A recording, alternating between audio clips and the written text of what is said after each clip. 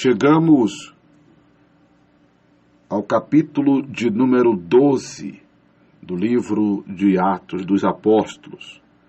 Atos dos Apóstolos, capítulo de número 12, que nós temos aqui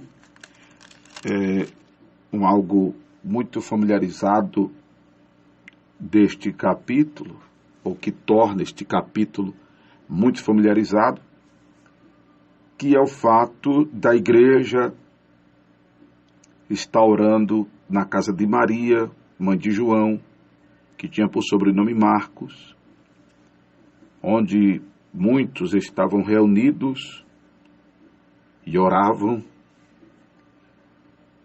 e acontece de que Pedro chega batendo a porta e aquela menina chamada Rode sai a escutar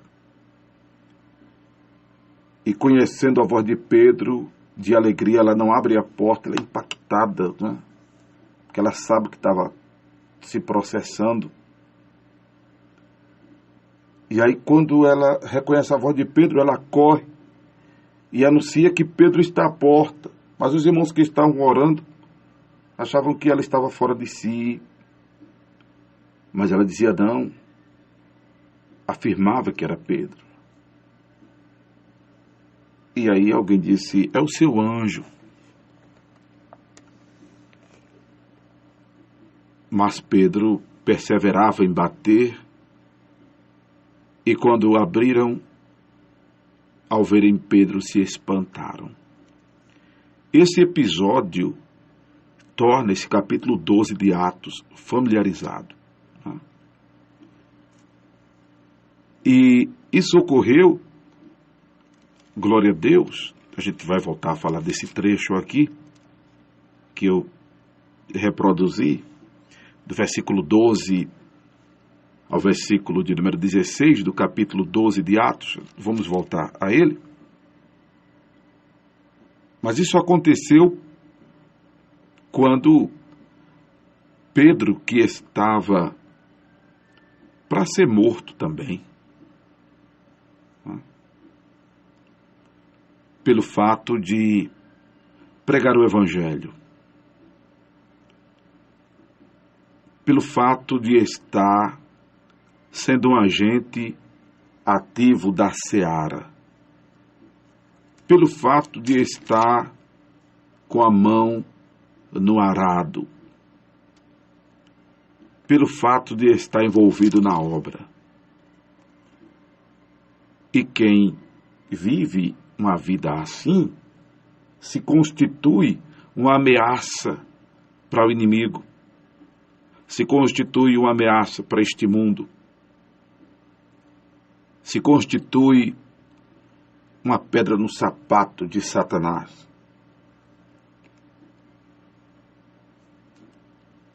E aí a vida não é tão fácil. Viver o Evangelho não é um mar de rosas. Mas glória a Deus, porque existe uma palavra que o próprio Pedro, por ter vivido a experiência, inspirado por Deus, ele deixou em sua epístola, quando ele disse, irmãos, precisamente amados,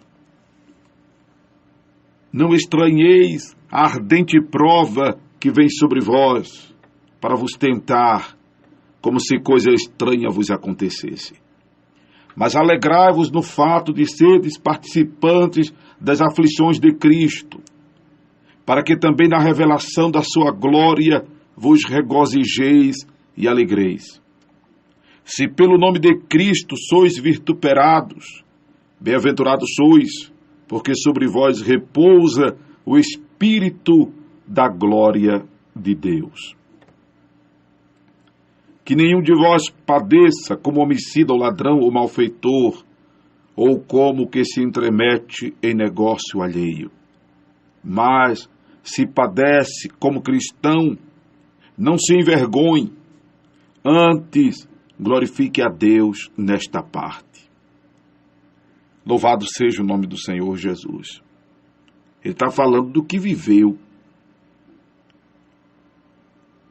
E ele não só viveu isso, neste momento histórico do capítulo de número 12 de Atos,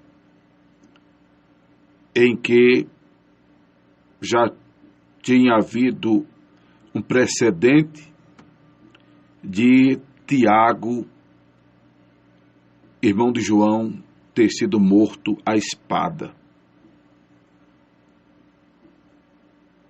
pelas mãos de Herodes, que se levantou sobre alguns da igreja para os maltratar. E que, vendo que aquilo agradava aos judeus, continuou mandando prender também a Pedro. E ele iria fazer isso com Pedro. E esta não foi uma única situação, obviamente, na história que Pedro viveu.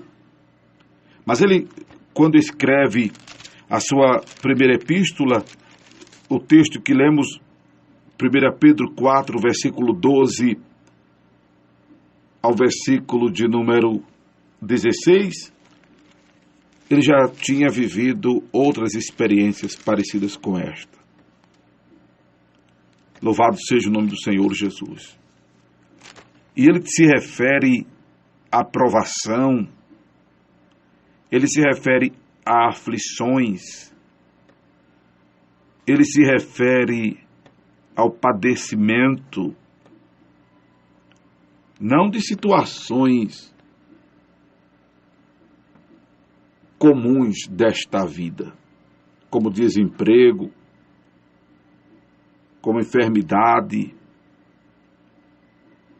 como problemas de família, como problemas sociais, me refiro à vizinhança, ao local de trabalho ou a um ambiente estudantil. Ele não está se tratando dessas coisinhas que eu digo, claro, nada disso é agradável, isso é irritante, isso é aborrecível, né? Nada disso é bom, mas isso é comum a todos nós. Isso é comum a todos nós. Independente de a pessoa ser convertida ao Evangelho ou não, ela tem problema. Ou as pessoas têm problemas. Paulo não considerava, aliás, os cristãos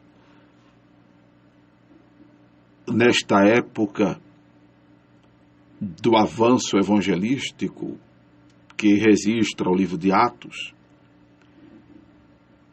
E para ser bem verdadeiro, irmão, na história, os cristãos que estiveram empenhados na expansão do Evangelho, os cristãos que estavam sendo agente ativo da seara, que estavam firmes e constantes e sempre abundantes na obra do Senhor, sequer tinha tempo para estar cuidando de seus problemas pessoais, porque eles tinham a consciência de que quando eles estavam envolvidos na obra de Deus, Deus cuidava de suas vidas sociais.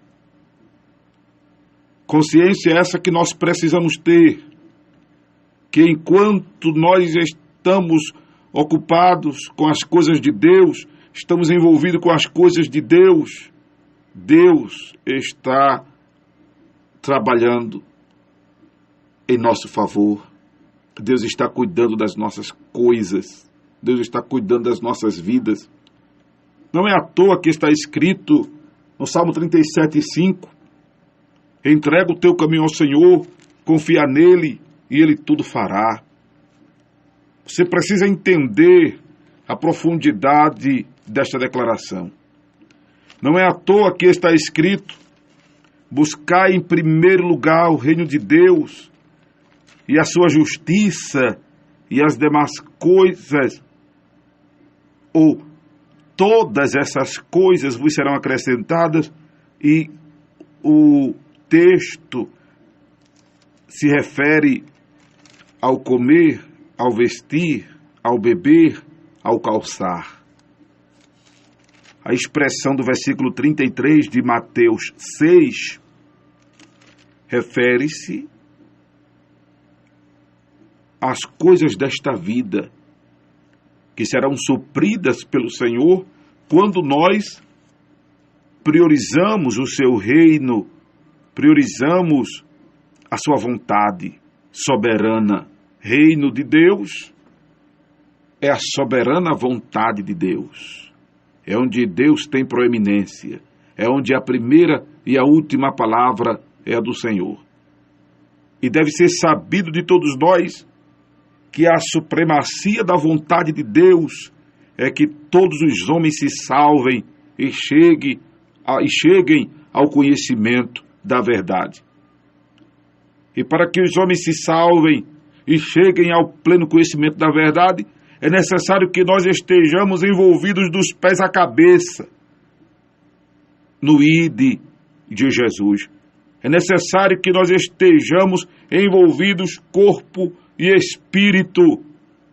É necessário que estejamos envolvidos com o nosso tempo e com os nossos recursos, com as nossas habilidades, na expansão deste Evangelho, do qual não temos de que nos envergonhar, porque é poder de Deus e salvação para todo aquele que nele crê. Quando nós estamos envolvidos nesta vontade de Deus, a gente não tem tempo para pensar em nossos problemas. A gente não tem tempo para estar perdendo tempo com nós mesmos. E isso precisamos ter a consciência de que, por estarmos envolvidos na obra de Deus, que deve ser o nosso foco, o Senhor estará cuidando de nós, o Senhor estará pelejando por nós, o Senhor estará guerreando as nossas guerras. Louvado seja o nome de Jesus. Essa consciência precisa ser despertada nos cristãos de hoje, que estão vivendo uma vida muito pessoal, muito egocêntrica, muito egoísta, muito em si mesmo, ao ponto de estar curtindo demais seus problemas. A gente observa que, inclusive, a busca ao Senhor não tem sido focada em sermos cheios do Espírito Santo. A busca ao Senhor não tem sido focada nas manifestações dos dons espirituais. A busca ao Senhor não está sendo focada no revestimento das armaduras de Deus. A busca ao Senhor não tem sido focada em compreender as Escrituras. A busca ao Senhor não tem sido focada em que o seu nome seja glorificado, de maneiras que o cego veja, o surdo ouça, o mudo fale, o paralítico ande, o leproso seja purificado, vidas sejam convertidas, libertas. Mas a busca de muitos crentes e de uma considerável maioria esmagadora de crentes tem sido só em função de seus problemas, em função de suas bênçãos. A gente está vivendo tão focado em nossa vida, que a nossa busca tem sido em função de emprego, em função da saúde, em função de casamento, em função de prosperidade social, de se dar bem nas finanças, de se dar bem no empreendimento, de se dar bem na vida material, perecível, efêmera, passageira. A gente não está focado no reino. As tribulações que a maioria dos cristãos tem falado, as provações que a maioria dos cristãos tem falado, observe, amados irmãos, diz respeito às suas vidas domésticas, profissionais, estudantis, sentimentais, familiares. E não por conta de estarem envolvidos no ID. A aflição, a provação que Pedro se referia aqui era por conta de estar envolvido no ID de Jesus, de estar sendo um agente ativo da seara, de estar envolvido no saqueamento do inferno e no povoamento do céu. As aflições que ele se refere aqui, a provação que ele se refere aqui no texto, diz respeito ao fato de eu estar sendo firme, constante e abundante na obra do Senhor. E não porque um vizinho se levantou para botar o lixo na frente de casa, ou porque o som está alto, ou porque fica na porta do muro falando de sua vida, ou porque está sendo perseguido no trabalho, por conta simplesmente de que a pessoa quer a sua vaga, quer a sua demissão. Não está falando disso por falta de dinheiro. Ele não está falando de provação, de aflição por coisas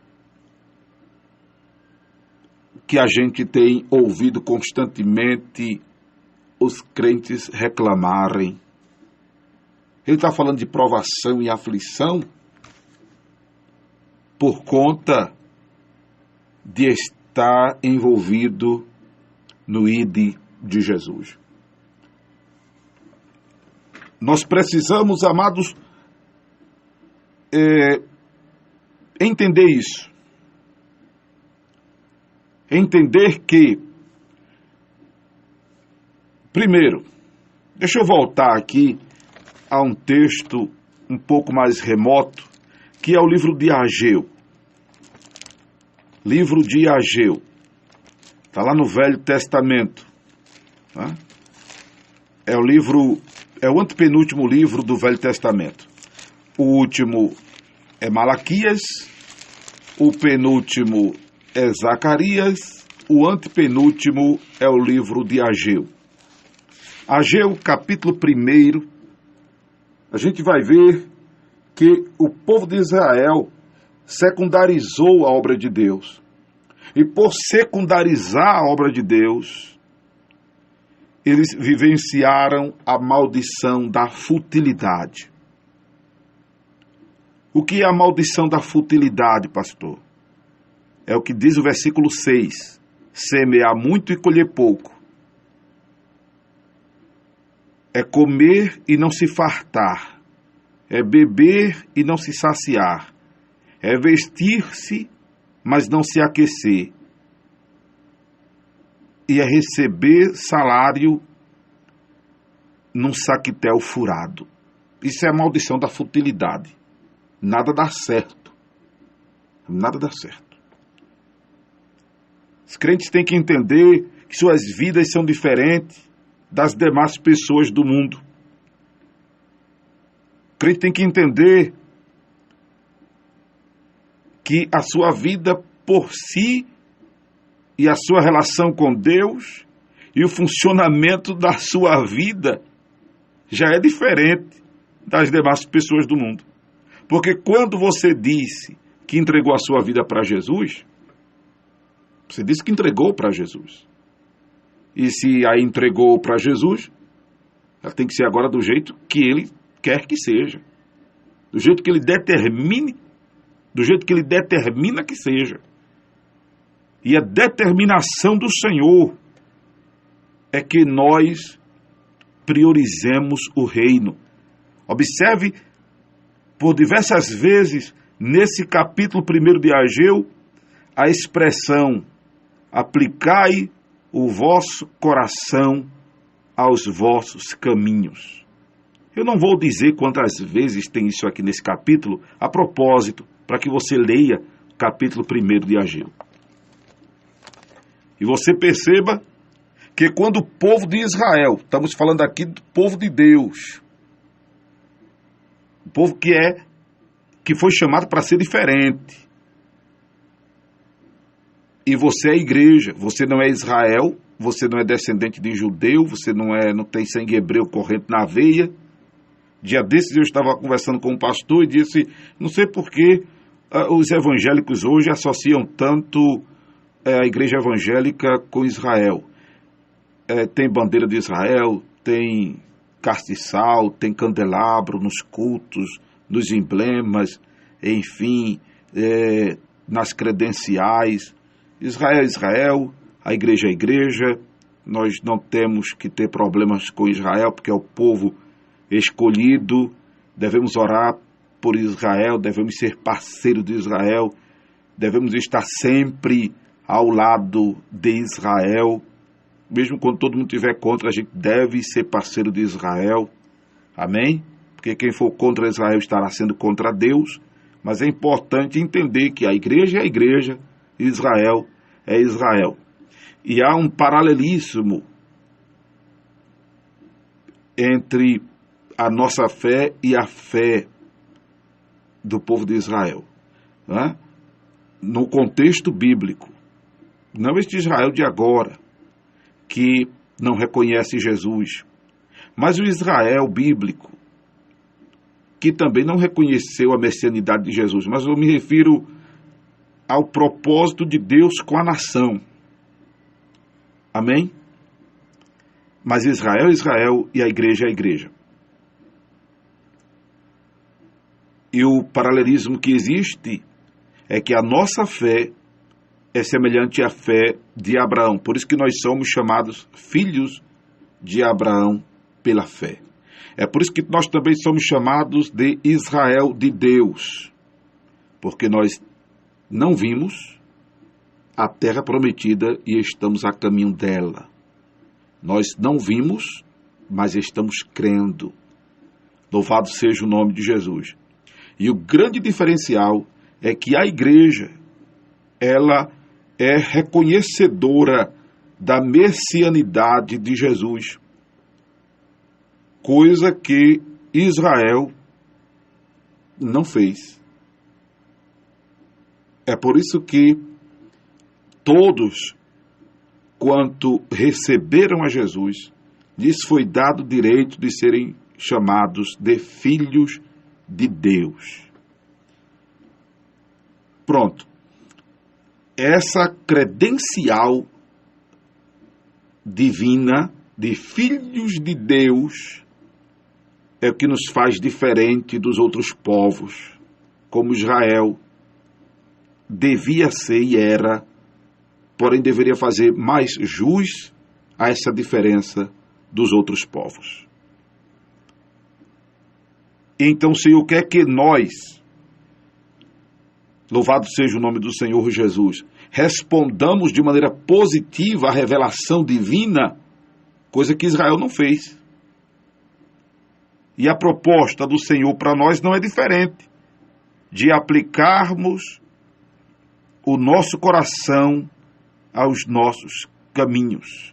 E o nosso caminho é o Senhor. O nosso caminho é o Senhor. E nós devemos aplicar o nosso coração à vontade do Senhor. E quando não fazemos isso, atraímos para as nossas vidas a maldição da futilidade. É por isso que você vai nadar e vai morrer na praia. É por isso que você vai ficar dando voltas, não digo nem como Israel no deserto, porque teve um dia que Israel parou e achou o caminho. Você vai ficar dando volta como cachorro que fica querendo morder o rabo. Hã? Você vai ficar dando voltas, até cansar. Mas não vai ter um norte. Não vai ter uma direção. Não vai prosperar. não vai ser conduzido prudentemente por onde quer que andar, se você não priorizar o reino de Deus. Se você priorizar o reino,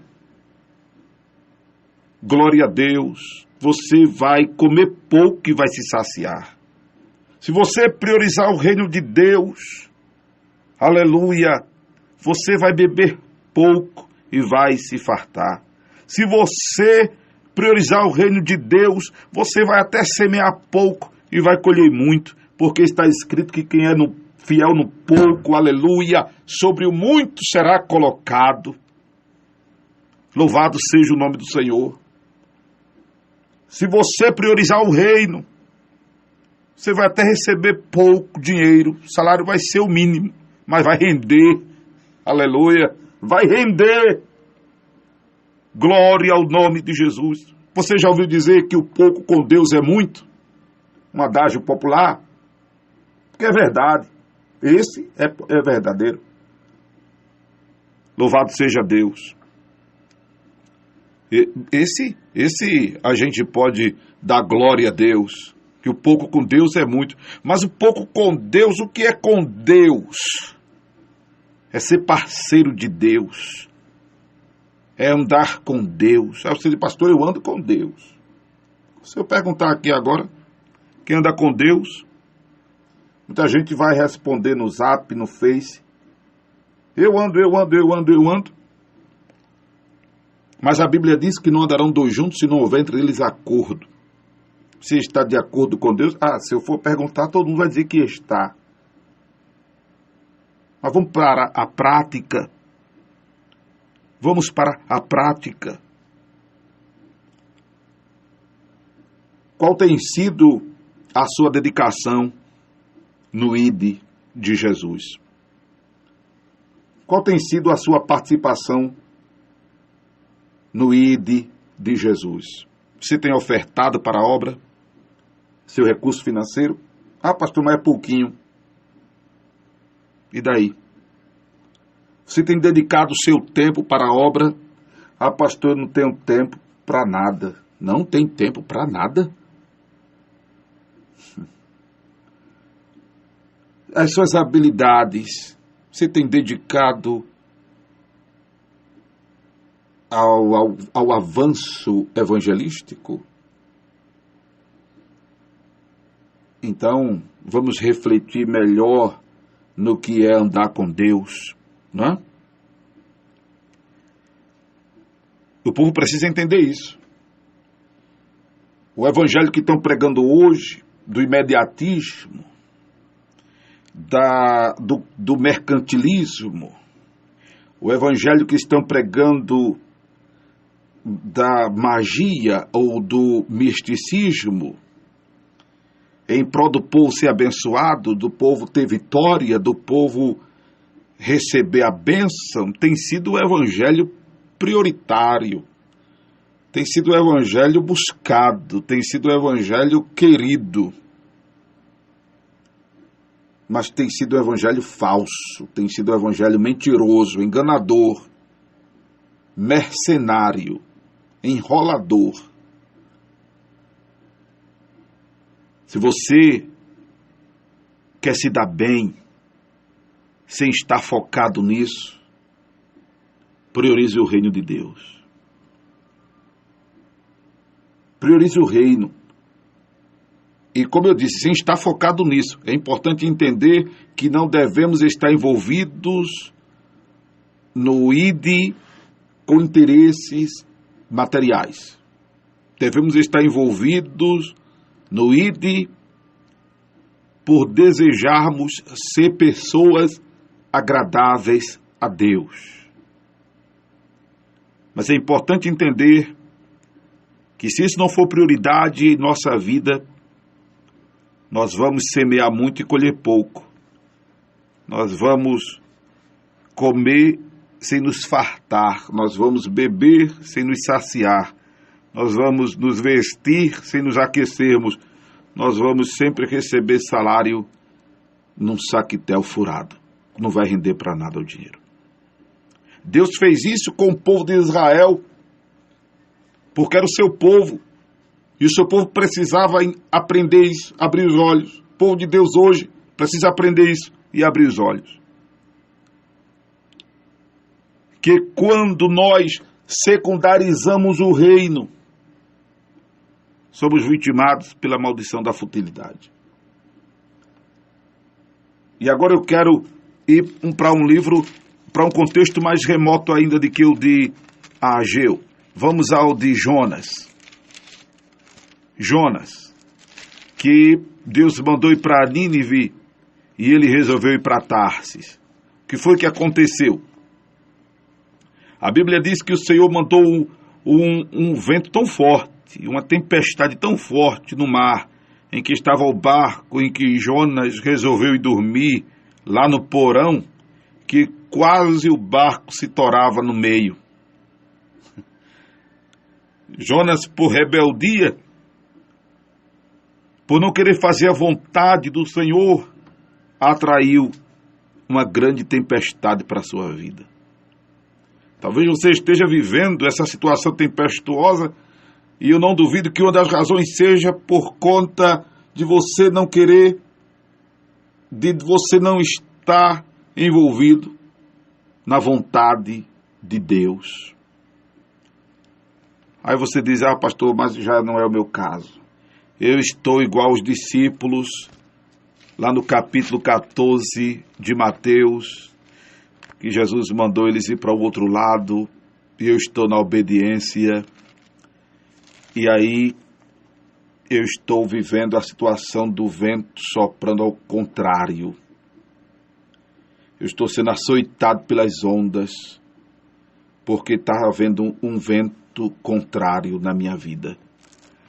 Se essa é a sua realidade, eu quero dizer a você que descanse, porque Jesus, aleluia, está indo ao teu encontro, como foi ao encontro dos discípulos, para te dar vitória. Porque uma coisa é a gente pagar o preço por ser desobediente. Outra coisa é a gente pagar o preço sendo obediente. Por isso que quando a gente paga o preço, porque a palavra de Pedro de regozijai-vos e alegrai-vos pela provação e a aflição, porque sobre vós repousa o Espírito Santo, ele está falando de quem está pagando o preço por ser obediente. Aleluia.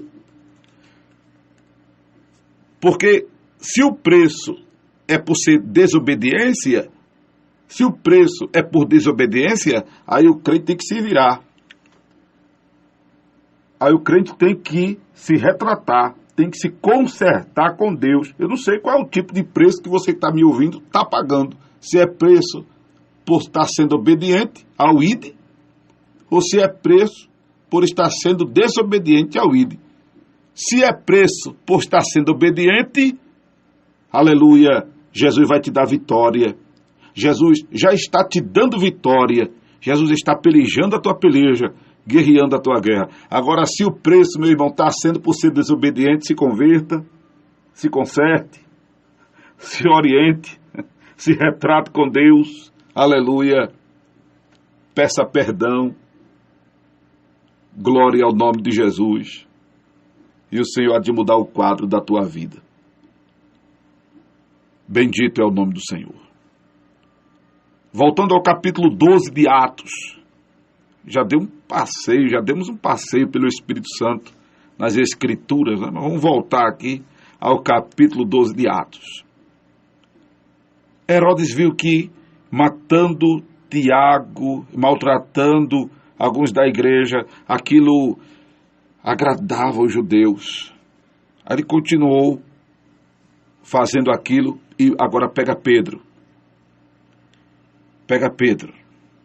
Já era o dia dos asmos, não é? Diz o versículo de número 3. Pega Pedro. Já estava prestes aqui a celebração da Páscoa. E Pedro é preso, não é? Para ser apresentado ao povo depois da Páscoa. E certamente iria morrer. Lembra da tradição, não é?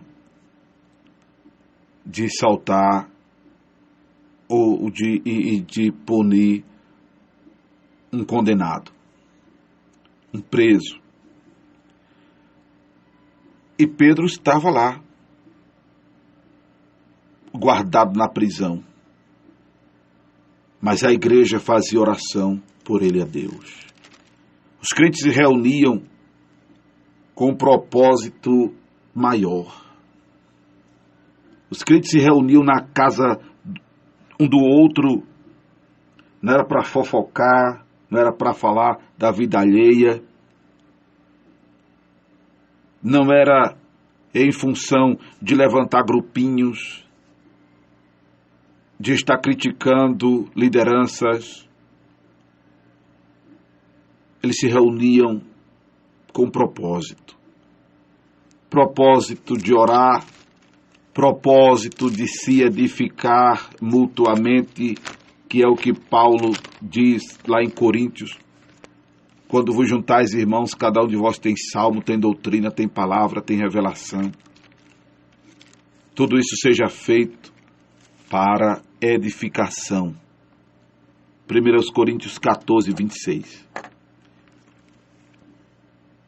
Não era um propósito individualista ou pessoal de cada um. Era em função de algo maior. Era em função, havia uma abrangência espiritual. Dessa feita estavam orando por Pedro. A igreja fazia contínua oração. Glória a Jesus.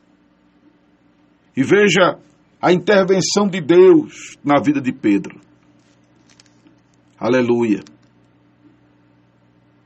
Quando Herodes estava para fazê-lo comparecer na mesma noite, Pedro estava lá dormindo, entre dois soldados, preso como uma espécie de algemas, nos pés, nas mãos. E ali apareceu o anjo do Senhor,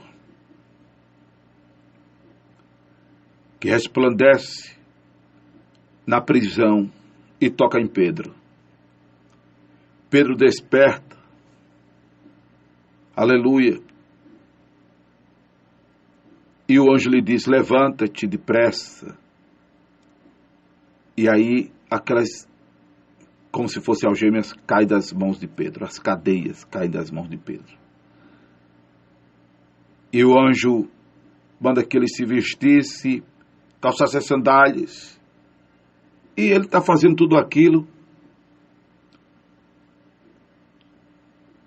e segue o anjo. E a Bíblia diz no versículo 9 que ele não tinha ideia que o que estava acontecendo era real. Que o que estava sendo feito pelos anjos, pelo anjo, fosse real. Ele cuidava que era uma experiência espiritual, algo do tipo uma alucinação, um delírio. Mas aí quando passou a primeira porta, e a segunda guarda, e chega a porta de ferro que dá para a cidade, porta que abriu-se por si mesma, abriu-se sozinha, e quando sai que percorre uma rua, e o anjo se aparta de Pedro, Pedro cai em si, e vê, e reconhece que verdadeiramente o Senhor enviou o seu anjo, e livrou ele das mãos de Herodes e de tudo que o povo judeu esperava, que era vê-lo morto, como Herodes fez a Tiago. E aí ele vai à casa de Maria, mãe de João, onde a igreja estava orando. E aconteceu o episódio que nós já narramos para vocês no início dessa abordagem. Louvado seja Deus. Veja como Deus intervém na vida daquele que está envolvido. Aí você diz, sim, pastor, mas Pedro não morreu, a morte de Pedro não foi crucificada, inclusive ele pede que, a tradição diz que ele pede para colocarem ele de cabeça para baixo. Sim, amados. Isso já deixa para nós a mensagem de que a vida do cristão realmente neste mundo não é fácil, não é este mar de rosas que estão pregando por aí. Mas veja o regozijo do apóstolo e dos apóstolos em morrer pela causa do Mestre. Louvado seja Deus. Veja o regozijo, a exemplo do que citamos na primeira epístola de Pedro.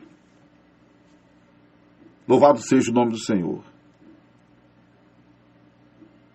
Mas veja também como Deus intervém de maneira sobrenatural, de maneira sobre-humana, na vida daquele que está envolvido na sua obra. Louvado seja Deus. Precisamos entender que há uma intervenção soberana de Deus em nossas vidas quando estamos envolvidos na sua obra. Se você espera, se você quer, se você deseja uma intervenção soberana de Deus, ó irmão, eu vivencio o milagre, especificamente falando todos os meses, com relação à continuidade desta obra através do rádio. Eu estou falando isso no dia 17 de novembro de 2018. Eu estou há precisamente 11 anos e 6 meses no ar, sem eu ter R$1 no bolso. E eu tenho uma despesa enorme para estar pagando este programa nessa emissora. Mas Deus levanta pessoas para me ajudar. O Senhor tem me dado saúde. O Senhor tem me dado força. O Senhor tem me dado graça. O Senhor tem intervido de maneira sobre-humana, que às vezes nem eu sei, nem eu entendo, nem eu compreendo como é que eu ainda estou pregando o Evangelho de madrugada para um universo muito grande de pessoas sem ter recursos, sem ter condições. É Deus usando pessoas. É Deus levantando pessoas. Umas param, Deus levanta a outra. Acontece um episódio com uma, com outra, como a gente acabou de ouvir na madrugada de hoje. Louvado seja Deus. A irmã se determinando a colaborar com o programa. E olha que já escuta há algum tempo. Mas Deus faz assim. Louvado seja Deus. Sem contar, estou falando só do programa, sem contar o que eu vivencio na minha vida. Louvado seja o nome do Senhor Jesus. Porque desses 11 anos e 6 meses que eu estou no ar, eu só trabalhei de carteira assinada, desde que fui demitido há 11 anos e 6 meses atrás, 3 anos. Então eu estou, mais do que nunca, sob uma provisão do divino de 8 anos e 6 meses. E eu tenho família. Glória a Deus, mas o Senhor não tem nos deixado faltar. Aleluia. Eu vivencio essa provisão, essa intervenção de Deus. De livramentos, de suprimento, de cura. É disso que eu estou falando para você. Não estou dizendo para você deixar de trabalhar, não estou dizendo para você deixar de estudar, até porque eu estou correndo atrás de emprego, eu tenho me capacitado para o mercado. Glória a Jesus. Estou estudando. Veja a realidade que eu estou lhe dizendo. Mas eu tenho contado com a intervenção de Deus. Deus tem sido fiel. Aleluia, ao princípio da sua palavra. E olhe que o meu envolvimento na obra não é com nenhum interesse. Ao contrário, eu me sinto devedor. Eu me sinto devedor. Eu sou devedor. Mas eu também quero ser uma pessoa agradável ao Senhor. Bendito é o nome de Jesus. E eu estou falando a você do que eu tenho vivenciado da parte de Deus. Então você quer ter uma vida sarada, uma vida resolvida, uma vida abençoada. Esse é o caminho. Está envolvido na obra. Amém? Louvado seja Deus. Eu estava ouvindo a Rede Cristã e eu me lembro que terminei uma abordagem dizendo o que vou dizer aqui agora. Você vai ouvir, aleluia, e eu dei uma glória a Jesus muito alta dentro do carro, eu ouvindo o término daquela abordagem. Louvado seja Deus, eu me lembrei dela agora e vou dizer, o que eu estou falando agora você vai ouvir na sua igreja, o pastor falando, sem ele ter me escutado. Aí você vai perguntar a ele, pastor, você ouviu o pastor Amaro Corrêa? Ele diz, não, eu nem conheço esse pastor. É porque o senhor acabou de falar o que ele falou na rádio. Sabe o que é isso? É Deus falando contigo, meu irmão, minha irmã. E eu faço das palavras de João, lá no livro de Apocalipse. Quem tem ouvidos, ouça o que o Espírito diz à igreja. Louvado seja Deus, louvado seja Deus.